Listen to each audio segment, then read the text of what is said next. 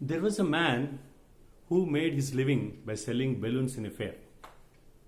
He used to sell all colors of all types of balloons: blue, black, red, green, yellow. Every time his business slows down, he used to send one helium filled balloon up in the air. Seeing that so many children come and surround him and buy some balloons.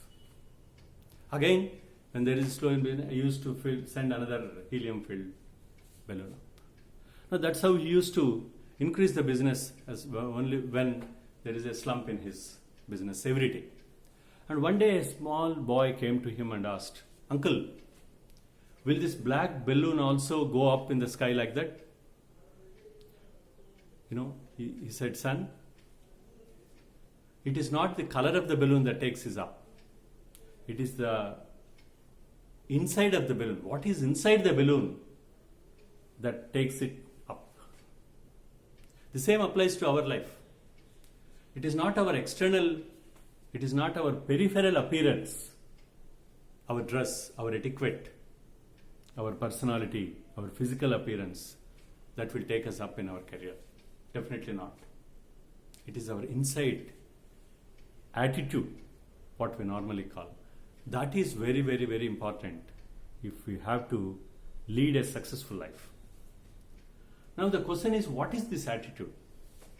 You would have heard so much about this attitude. Positive attitude, negative attitude. There is always a tendency, you can always identify very easily positive attitude people, negative attitude people. You can't get positive attitude every time. So you can't get positive people always. Because if you want a gram of gold, you need to dig a ton of dirt. But you never dig for dirt. You always dig for gold.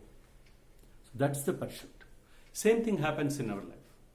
Positive people will always be focused on their career. There are negative people who always tend to drag your attention. No, but still, you never need to bother about those kind of people. It's all in the perception, how we look at the things.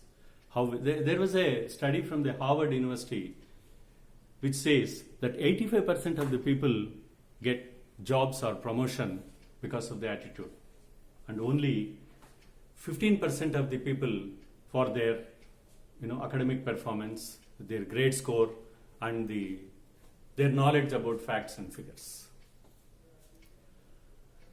William James of Harvard University has said once that the greatest advantage of this generation is that you can change your life by changing the attitude of the minds.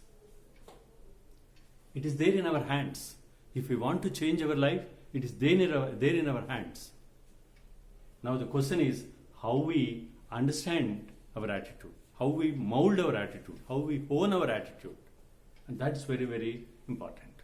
For this, you have to keep yourself away from the negative people. There are positive and negative influences always. Once there was a hunter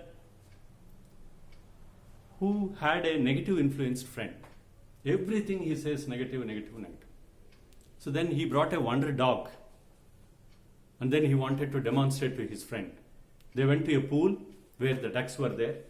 So he asked his friend, you shoot the birds, 2-3 birds.